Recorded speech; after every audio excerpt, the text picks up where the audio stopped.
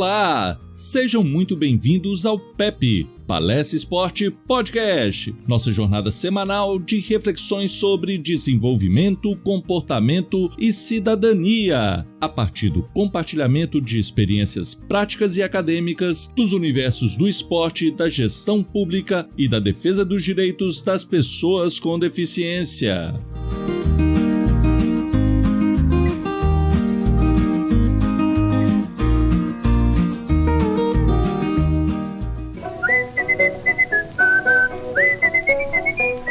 Está no ar o PEP, Palestra Esporte Podcast, com Luiz Villani.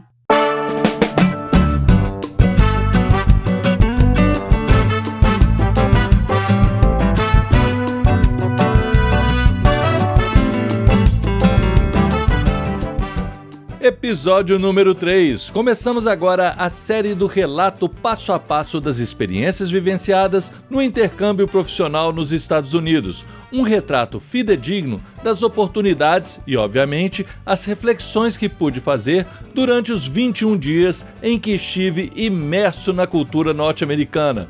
Foram mais de 40 reuniões, visitas técnicas e vivências culturais e turísticas. O tema do intercâmbio foi inclusão social e acessibilidade para as pessoas com deficiência no contexto de mega eventos esportivos. Mas na realidade, as experiências foram muito além. Um roteiro minucioso proposto pela organização responsável pelo intercâmbio, o Meridional International Center, proporcionou uma intensa rotina de imersão cultural e compreensão da estrutura desde o federalismo americano para que pudéssemos compreender como os direitos e as leis são elaboradas e cumpridas em nível federal e estadual, assim como em todo o aspecto logístico, nos estimulando a utilização de diferentes modais de transportes públicos, viajamos de avião, alugamos carros e rodamos do norte ao sul do país, fazendo comparações e reflexões, analisando-se as diferenças entre o Brasil e os Estados Unidos,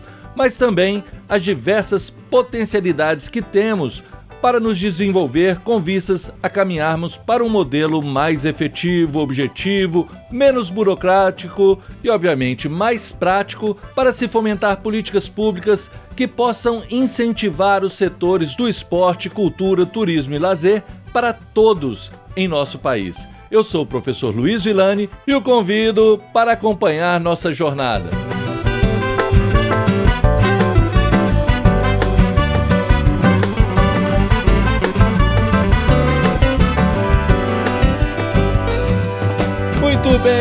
Muito bem. É com muita satisfação que eu começo agora a contar, dizer o que aprendi. Em nossa chegada em Miami, no dia 10 de novembro, eu já encontrei um dos colegas de intercâmbio, meu amigo Anderson Lopes, para-atleta carioca, medalhista no atletismo paralímpico e um cara super alto astral, e com experiências incríveis na gestão pública e junto à maior entidade de pessoas com deficiência do país, que também é uma das maiores paradesportivas, a ANDEF, Associação Niteroiense dos Deficientes Físicos. Mais tarde, encontramos a terceira componente do grupo, senhora Laila Lopes, do Amazonas, também com ampla experiência, principalmente na área da gestão cultural. Identificado nosso grupo, fomos recebidos pelo nosso intérprete, uma pessoa extremamente culta, experiente, simpática e investigadora, mas um tanto reservado. Portanto, não vou identificá-lo, pois ele não costuma nem se identificar nas redes sociais, prefere só observar. Ele é um cubano que trabalhou no Brasil e em diferentes instituições internacionais, que foi simplesmente um poço de cultura, uma preciosidade nesse intercâmbio. Após nossa recepção, ele nos levou para o hotel e nos deu as primeiras dicas de compras, já no primeiro dia, visto que, estrategicamente, por exemplo, eu não levei muita bagagem, com o intuito de aproveitar preços e qualidade de produtos por lá. Ele nos deu as orientações gerais de programação para o dia posterior e explicou o intuito de nos estimular a conhecer a cultura do país, nos adaptando à rotina dos horários, pontualidade, as refeições rápidas no horário do almoço, muitas vezes apenas um lanche, e o deslocamento a pé, de ônibus, táxi, metrô, conforme um mapa apresentado pelo Meridional International Center para absolutamente todas as atividades. Pela noite, grande parte da programação era livre, mas em vários dias rapidamente assumimos compromissos e é claro que eu vou relatá-los também.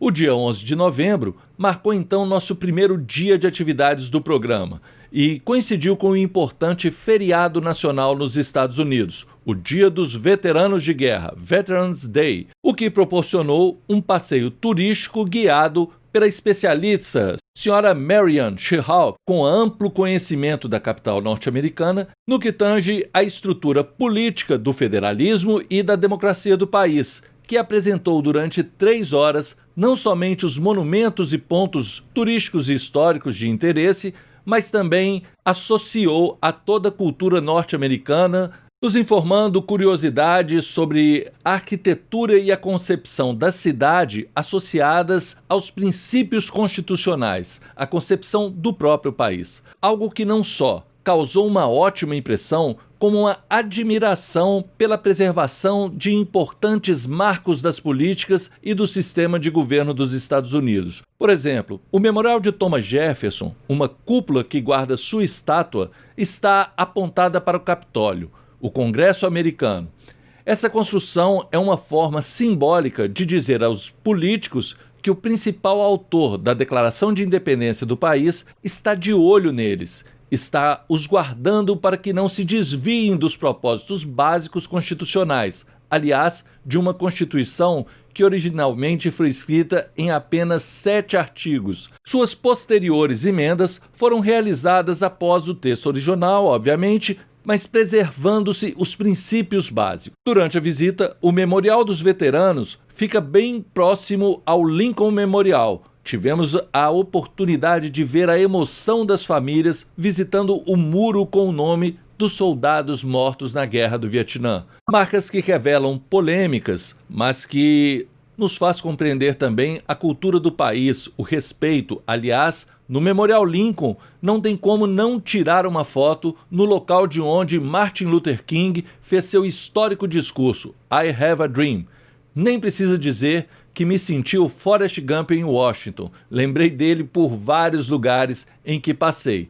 No período da tarde, aproveitando-se do feriado, o nosso intérprete nos convidou então a um passeio com visitas por diversos museus da capital americana, proporcionando uma imersão cultural de fato, com destaque para o Museu Nacional do Índio Americano, Museu Nacional do Holocausto dos Estados Unidos e Museu Nacional do Ar e do Espaço, o que estimulou diversas reflexões sobre a história de ocupação do território americano, o desenvolvimento tecnológico bélico e acerca da corrida espacial, com importantes questões sobre as necessidades de cooperação com a União Soviética, como a fusão da base espacial, mesmo diante do período da Guerra Fria, preservando-se vidas em primeiro lugar, e sobre os processos inerentes ao Holocausto. A visita ao museu foi especialmente interessante. Um local que traz muita tristeza, mas que não deixa apagar os horrores a que podemos chegar caso nós mesmos não consigamos impor limites aos nossos egoísmos e ideologias.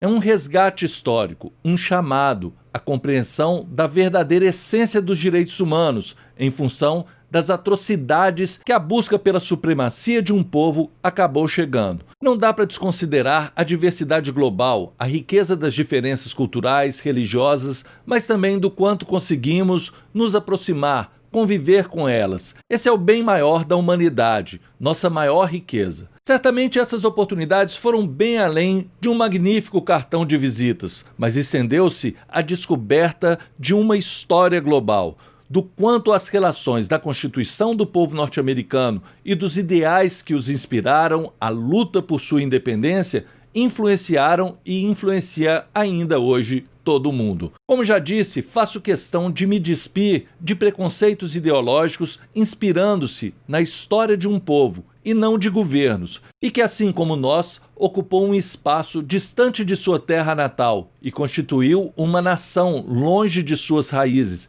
incorporando outras culturas, recebendo outras populações, outros povos, estabelecendo-se novos processos e, no caso deles, chegando-se a ocupar um lugar de maior destaque na economia mundial. Viajei demais nisso, convivendo com o povo no dia a dia. O resumo do dia mostrou que a capital Washington, por si só, é um museu a céu aberto. O privilégio de iniciar o programa, após um roteiro cultural impressionante e muito bem contextualizado pela guia turística e por nosso intérprete, nos proporcionou uma introdução, inclusive com exemplos prévios, concretos, à programação que estava por vir a ser apresentada.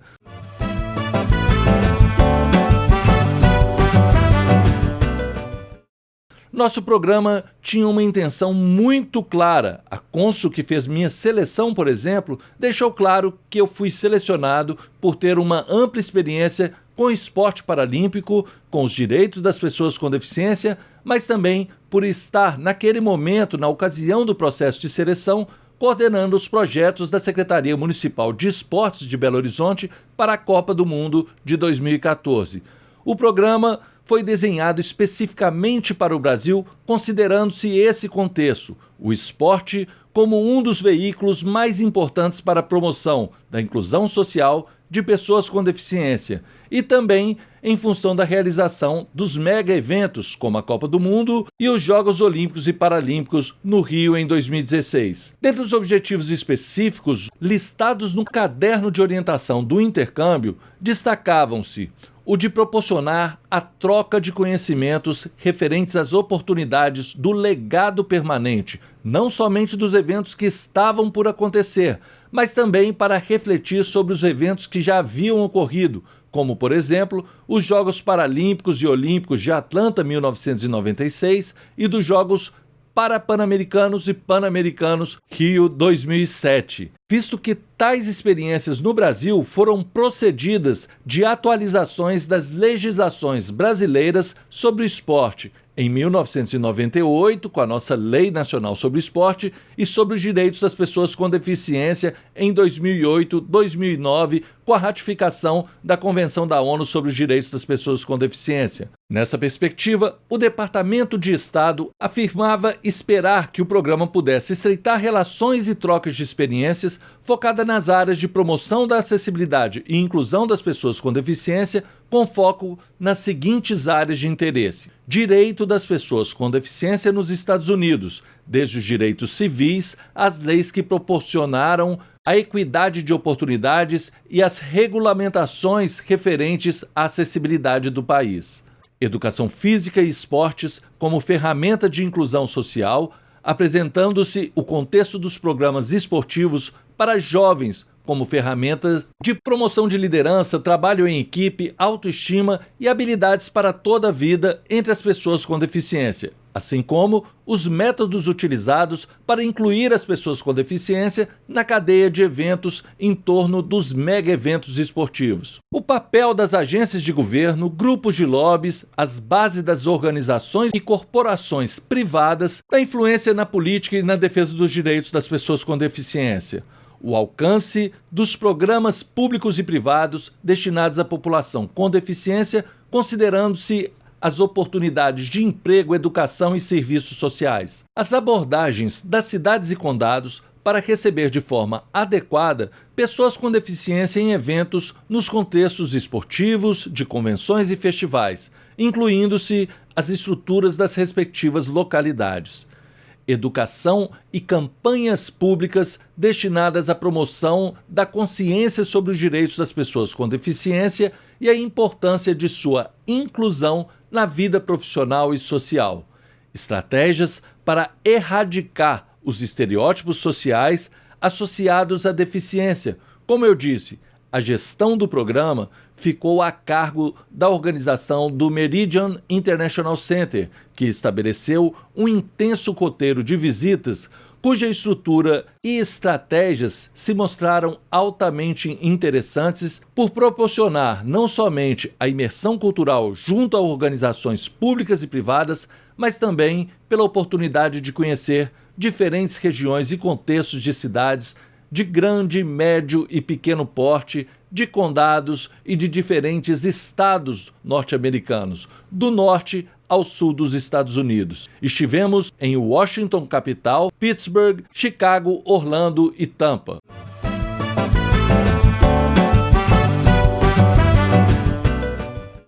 O dia 12 de novembro marcou então o início das atividades formais, caracterizando-se pela apresentação do programa desenhado pelo Meridian International Center pela manhã, cuja organização, em termos de logística, informações e detalhamento das estratégias adotadas pela elaboração do intercâmbio, mostrou um cuidadoso estudo e estrutura lógica para termos acesso aos mais diversos conhecimentos, tanto de iniciativas governamentais quanto não governamentais. Na parte da tarde, uma brilhante apresentação do Dr. Stephen Billett, diretor do programa de mestrado em questões legislativas do Programa de Gestão Política da Universidade George Washington. Essa foi então a palestra que marcou nossa introdução sobre o federalismo, os valores norte-americanos e a estrutura de governo. O Dr. Billett fez um resgate do período colonial, mostrando a estrutura lógica do federalismo americano, cuja descentralização política estabeleceu a necessidade do fortalecimento do sistema judiciário, que atua inclusive nas divergências e conflitos entre legislações federais e estaduais. Aqui já mostra uma estrutura federativa um pouco diferente do Brasil, que foi inspirado inclusive no modelo deles, com os estados tendo maiores liberdades de organização. Ao perpassar pela história do colonialismo e a noção gerada sobre liberdade pessoal e os preceitos constitucionais, evidenciou-se que a Constituição norte-americana é uma ferramenta para que o governo não tenha poder em excesso. Essa reflexão é fundamental para compreender a estrutura do país e, no que tange a temática do nosso intercâmbio, compreender os princípios que norteiam a legislação sobre acessibilidade, os direitos das pessoas com deficiência nos Estados Unidos e suas diferenças quando comparadas à legislação brasileira. Vou falar mais sobre isso em outros episódios, quando relatar a visita a outras instituições de controle, assim como das instituições de direitos das pessoas com deficiência. Para além do tema, o Dr. Billett também compartilhou sua experiência no período em que atuou como lobista no Congresso, esclarecendo questões da legislação e do histórico do lobby nos Estados Unidos, o que proporciona um rigoroso controle. As questões respondidas a esse respeito nos fazem refletir que, no Brasil, essa ainda é uma questão que carece bastante de discussão, legislação e regulamentação específica. Compreender os valores, conflitos expostos e a visão de uma pessoa que atuou nessa função constituiu uma grande oportunidade de rever conceitos, mas primordialmente de questionar sobre a necessidade de se estabelecer uma discussão em termos de regulamentação ou de um controle mais efetivo da prática do lobby no Brasil, que aqui ocorre sem quaisquer mecanismos de controle e responsabilizações. Ficou muito claro a necessidade que temos de iniciar essa discussão sobre a temática. Uma discussão que possa apontar caminhos mais efetivos do estabelecimento de controles formais e independentes em nosso país. Cabe aqui, inclusive, um destaque histórico. Você sabe qual é o significado de lobby? De onde vem o termo lobista? Essa é uma história curiosa e interessante e nos mostra exatamente o que significa essa prática. Fica tudo mais claro. O termo lobista tem sua origem há mais de 150 anos e, na época, o termo foi usado para designar as pessoas que cercavam o então presidente Ulysses Grant, que governou os Estados Unidos de 1864 a 1869. Grant tinha uma rotina de sair da Casa Branca, atravessar a rua e sentar no lobby do hotel que fica quase em frente à Casa Branca, o Villard. Eu, inclusive, ouvi essa história na porta desse hotel. O presidente gostava de diariamente degustar um bom conhaque acompanhado de charutos para encerrar o dia. Só que as pessoas, ao descobrirem isso, passaram a abordá-lo, levando temas, ideias, sugestões, pedidos de ajuda, favorecimentos de determinados segmentos, enfim. Grant era cercado por uma série de pessoas no lobby do Hotel Village, todas as noites, no momento onde estrategicamente era possível ter acesso pessoalmente ao presidente. E foi assim que o presidente Grant, ao despachar na Casa Branca, começou a se referir às pessoas, os lobistas do Hotel Villard. E aí o termo pegou e internacionalizou. Curioso, não? Pior é que hoje não é diferente. Só mudou o lugar onde se encontra, mas temos milhares de lobistas atuando nas câmaras municipais, nas assembleias legislativas, no Congresso Nacional, nas casas do Executivo por todo o país.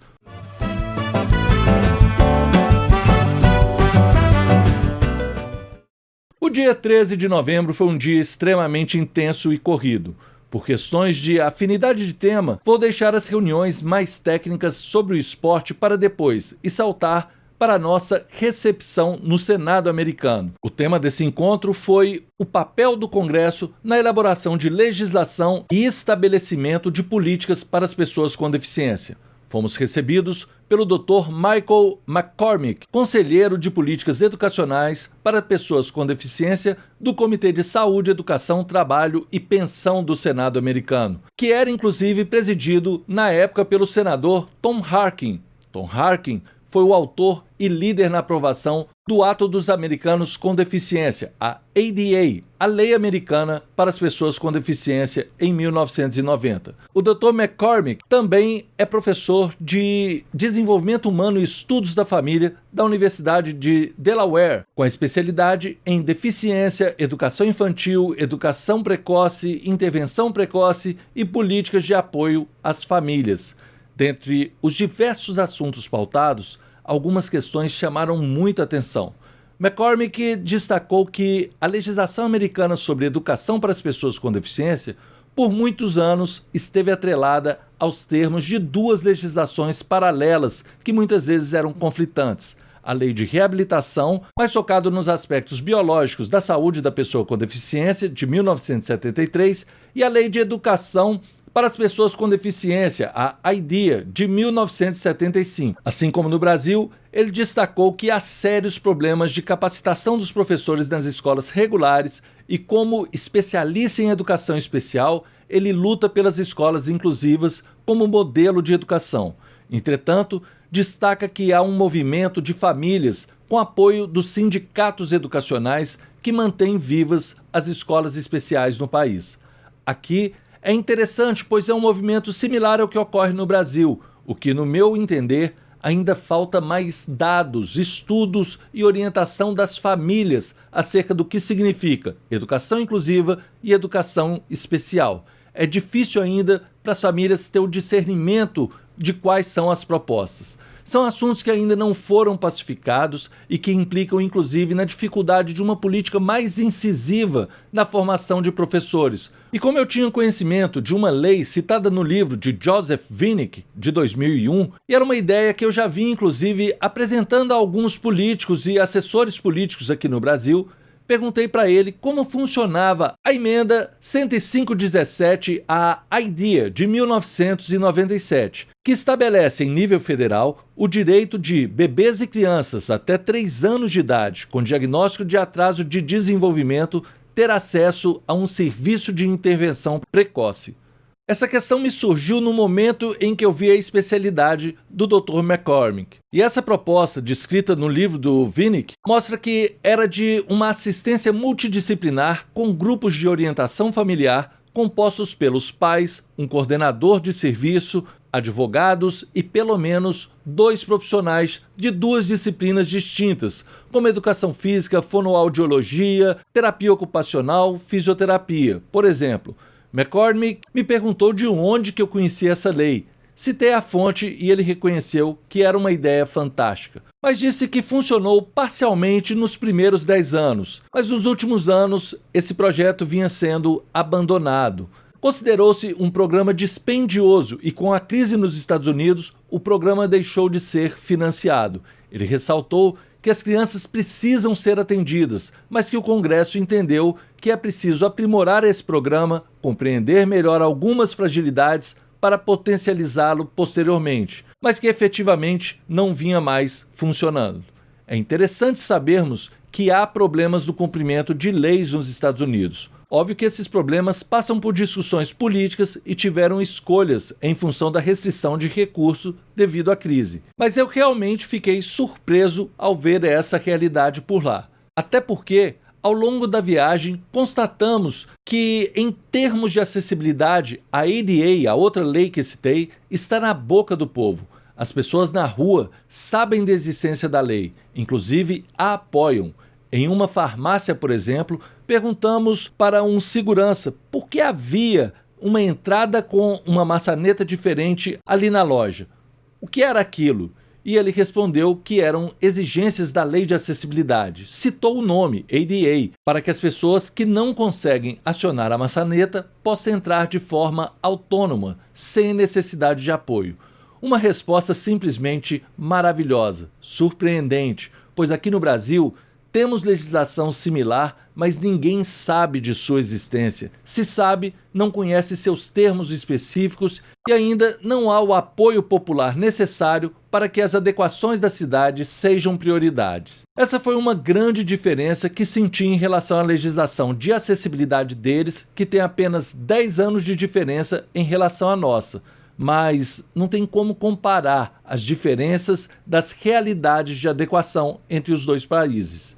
E por incrível que pareça, a lei deles, em vários aspectos, é bem menos exigente que a nossa, com exceção de assentos reservados em estádios, teatros, arenas, espetáculos, etc. Isso também vou abordar quando for apresentar as experiências em visitas técnicas em equipamentos esportivos e culturais. Mas por agora, é bom ressaltar que estamos anos-luz de distância, inclusive comparando nossos estádios de futebol recentemente reformados para a Copa do Mundo de 2014. Eu, inclusive, passei vergonha por encher a boca e dizer que estávamos em conformidade com as exigências da FIFA, que estávamos no padrão FIFA. Escutei de um funcionário no Departamento de Estado que, infelizmente, o padrão FIFA não atende à lei dos Estados Unidos. Nos Estados Unidos, não seria aceito. E aqui eu tenho que defender. Se não for como o padrão deles, jamais teremos estádios, teatros verdadeiramente acessíveis. Temos muito que aprimorar nossas normas, evoluir, embora ainda nem conseguimos cumprir as que existem. Talvez seja até bom, pois já que não fizeram até hoje, que se faça em um padrão que realmente atenda às necessidades da população. Num país onde o público assiste esportes e espetáculos de pé, a pessoa com deficiência não terá jamais acesso ao espetáculo, aqui no Brasil, nem no padrão FIFA, pois as pessoas no assento da frente, ao ficar de pé, vão tampar a sua visão. Para finalizar a visita no Senado, passamos pela Biblioteca do Congresso, a maior biblioteca do mundo, onde inclusive estão os escritos originais da Constituição dos Estados Unidos. É indescritível e emocionante a visita. Parece um sonho de conto de fadas, ver a organização e o luxo de um lugar destinado ao conhecimento, à educação, à cultura. Simplesmente inacreditável. Não tivemos muito tempo de explorá-la. Há inclusive setores de acessos restrito, mas valeu muito por essa oportunidade.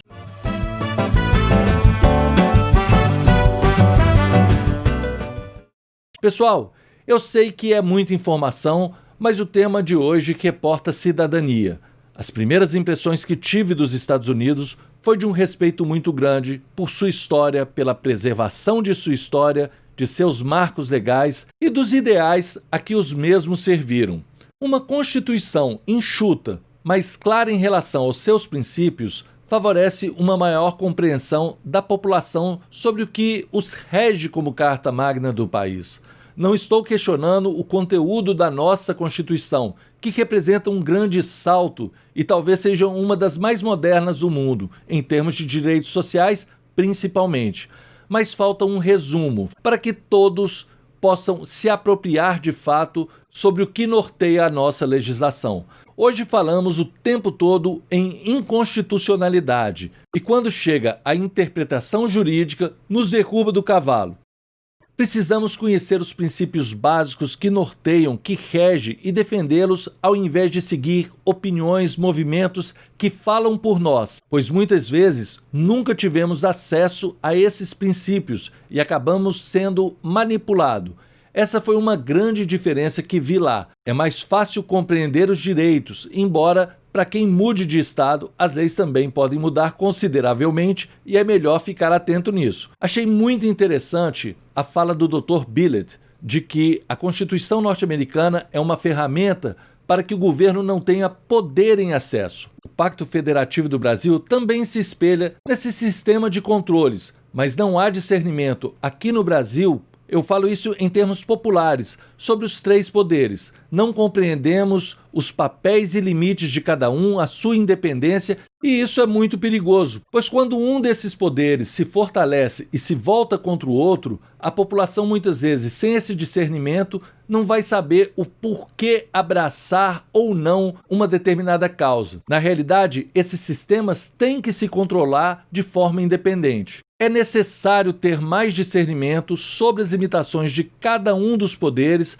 para exercermos plenamente nossa cidadania, com a segurança da independência e seus devidos contrapesos. Como o PEP possui uma proposta de fazer você refletir, acho fundamental que tenhamos oportunidades de filtrar as fontes de informações para sabermos julgar comportamentos dos nossos chefes de executivo, nossos parlamentares e nossos ministros de justiça. Minha percepção é que, pelo menos nos últimos 14 anos, quando eu comecei a acompanhar as pautas do STF, temos agido mais como torcedores do que respeitado técnicas e argumentações jurídicas. Claro que muitas vezes, se não a maioria delas, ficamos estarrecidos por nosso próprio desconhecimento ou por divergências nas leituras dos votos. Eu não sou especialista, mas esse processo muitas vezes é saudável, é importante para que possamos esgotar algumas contradições legais e assegurar pontos de vista de diferentes correntes jurídicas, inclusive internacionais. Ficamos mais atentos ao resultado do que ao processo. Ignoramos as justificativas, as linhas de argumentação e acabamos por julgar e fragilizar nossa própria justiça. Minha opinião é a de que temos que ser mais cautelosos. Pior é pressionar a justiça por algo ou alguém que nem temos discernimento se realmente está em seu direito, como imaginamos que sim, ou pré-julgamos na realidade. Temo pelo impacto dessa pressão em longo prazo. Se os ministros julgarem em defesa de quem os nomeou, ou seja, se não houver um viés técnico, nosso poder judiciário está fadado ao fracasso.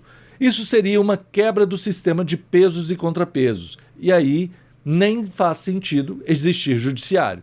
Seria prudente, ao invés de lutar diretamente contra o judiciário, lutar por sua reforma, a começar pelo estabelecimento de critérios objetivos de nomeação, não deixar poder em excesso com o executivo, com uma única pessoa, com o presidente, embora nos Estados Unidos também seja o presidente que indica o ministro da Suprema Corte. Mas ver um ex-lobista, uma pessoa que trabalhou devidamente legalizado nessa atividade, explicar que foi reconhecido como um grande e bem-sucedido profissional, mas que não se orgulha de muita coisa do que fez, isso tem uma implicação muito forte. Lá nos Estados Unidos, essa prática é regulamentada, existem regras, mas certamente, assim como no direito, nem sempre o profissional defende o que acredita, mas sim o que o cliente contratou. Existe aí também um contrato moral. Vejo como uma controvérsia da ética, uma situação em que com certeza leva a pessoa a passar por conflitos morais e talvez seja melhor ser regulamentado para se ter um mínimo de controle do que representa esse tráfego de influências. Muitas delas espúrias e que nos deixam atônitos e sem a mínima noção do que se passa pelos interesses de terceiros nas decisões políticas dos nossos representantes, por nós eleitos.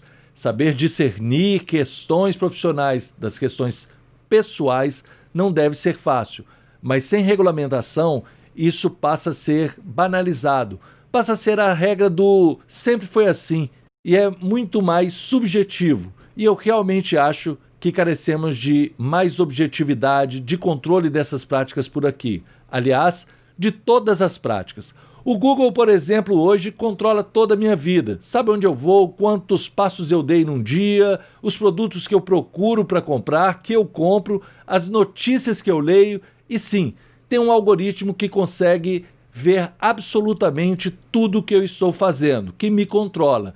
E o pior de tudo é que eu aceitei os termos, eu dei esse direito ao Google. Se algoritmos como esses conseguem nos controlar, acho que não estamos distantes de encontrar um sistema que consiga controlar mais efetivamente nossos governantes, nossos políticos, nossos lobistas.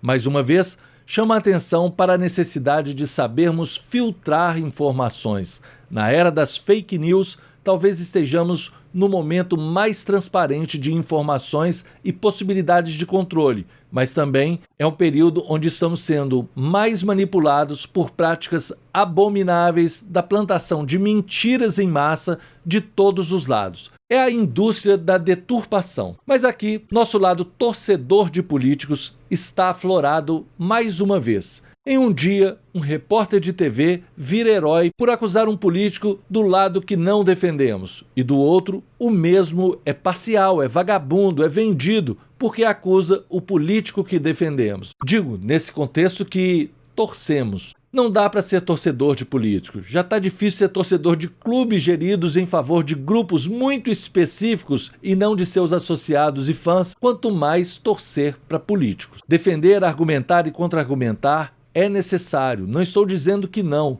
mas torcer e nos cegar nesse nível que estamos hoje, isso definitivamente não é cidadania, mais próximo de uma prática masoquista. Temos deixado de analisar fatos para analisar nossos desejos, que muitas vezes são sonhos e, na maior parte das vezes, representados por pessoas cujos pés nem estão no chão e nem as conhecemos suficientemente.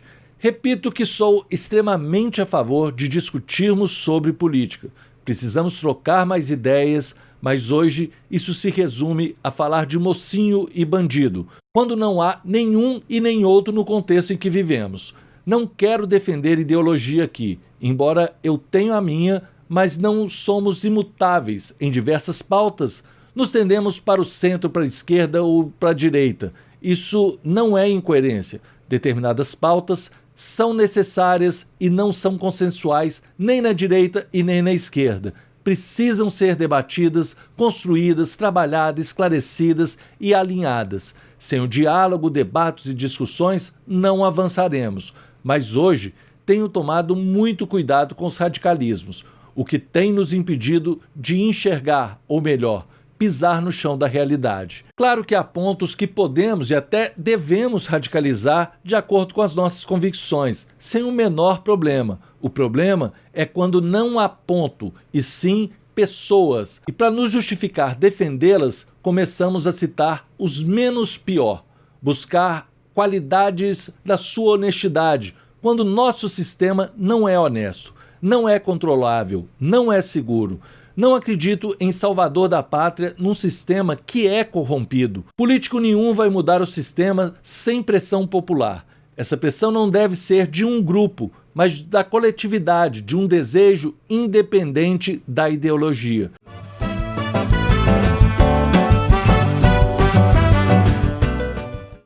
Tenho visto um discurso, embora importante, um tanto romântico em relação à prática que envolve toda a sociedade, mas que temos olhos para ela só quando acontece no meio político: a corrupção.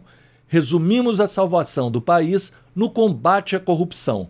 Não sou contra, pelo contrário, sou a favor de fortalecer as instituições, torná-las cada vez mais independentes e menos burocráticas, e combater ao máximo, mas ao máximo mesmo, a corrupção. Fechar o cerco. Mas como defender isso num país em que o lobby, por exemplo, corre solto sem regulamentação alguma? Pessoas de fora do meio político têm ditado as pautas do meio político e querem manter esse status, afinal, aos olhos do povo, as práticas espúrias são apenas dos políticos. Empresas e grande parcela da população fraudam impostos, praticam atos que, no mínimo, é incoerente com os que se cobra de atitude dos políticos. Na minha compreensão, o lobby e interesses de grupos específicos têm sido há muitos anos a mola propulsora da nossa política e inclusive da corrupção, tanto no poder executivo quanto no legislativo. E pior, pode ser que também tenha ramificações no judiciário. Pense nisso. Será que a nossa arma para combater a corrupção é simplesmente um candidato honesto quando temos todo um sistema corrompido? Ou seria nossa pressão por ajustes do sistema, controle social, acompanhar mais de perto as pautas, filtrar informações, evitar a disseminação de fake news, cobrar seriedade de todos os políticos? Não acho que o que mudará nosso país será uma pessoa, um partido político, mas a consciência popular, o discernimento do que não haverá mudança no país sem a mudança do sistema, sem implantação de controles objetivos e efetivos. Acho que temos entrado de cabeça no jogo desses caras, tanto na esquerda, no centro, quanto à direita. Já vimos que isso não resolveu nada e me pergunto até quando vamos continuar jogando com esse sistema. Continuamos a ser manipulados pelo sistema. O gigante não acordou, sempre esteve hipnotizado. Nem digo dormindo, precisa ser despertado. Eu aqui digo que, pessoalmente, eu quero outro sistema e afirmo que, na minha visão, para mudar o sistema, precisamos primeiro nos mudar, nos desenvolver, sermos melhores a cada dia, não nos deixar ser manipulados e, ao invés de militar simplesmente em prol de pessoas que muitas vezes não as conhecemos devidamente, militar em prol de causas. Não que não possa aparecer alguém diferenciado, que realmente transforme toda essa estrutura, mas eu prefiro uma luta por mudar o sistema, que tenhamos menos poder concentrado e possibilidades de decisões mais coletivas. É preciso aperfeiçoar o sistema, melhorá-lo a cada dia, torná-lo controlável, pois hoje ele não é controlado. Entra presidente, sai presidente e o sistema continua fora de controle. Aliás, é controlado por lobbies e o lobby nem é regulamentado. Precisamos estudar melhor sobre isso, conhecer mais. Eu mesmo não sei se regulamentar o lobby seria a melhor saída. É só uma sugestão a ser estudada, mas controlar o lobby, isso sim, não tenho dúvidas de que é necessário. Não tem a solução para nada e nem é a minha pretensão aqui. Mas, se não soubermos refletir e nos posicionar em favor de mecanismos objetivos de controle, em desconcentração de poder, dificilmente conseguiremos nos desenvolver na medida necessária. Entendo isso como cidadania. E o exemplo que vi nos Estados Unidos não é perfeito. Já li e ouvi várias críticas sobre ele, mas há boas alternativas. Fica aqui essas questões que pontuei, que me inspirei nessa visita, nesse intercâmbio. Ela tem me provocado há muitos anos e espero que os provoque também. No mais, de toda a experiência no intercâmbio, essa foi a base para entendermos como o federalismo norte-americano funciona, um recorte apenas. Nos próximos episódios, vou falar mais sobre as relações na prática, sobre como as organizações civis funcionam, como sobrevivem, como são financiadas, sobre os impactos das políticas desconcentradas em níveis de estados, condados e cidades, enfim.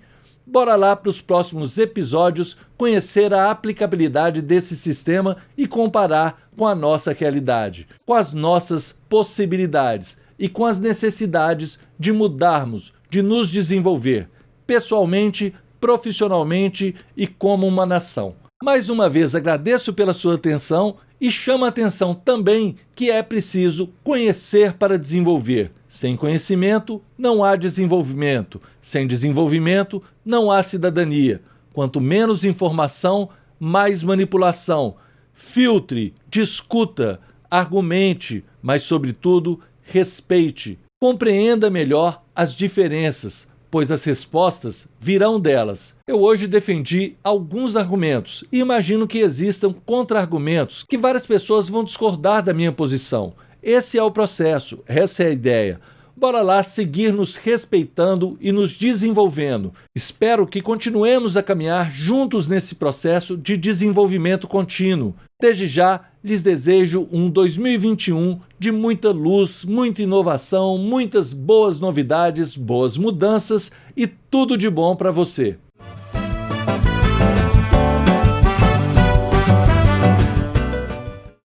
Um grande abraço e até mais.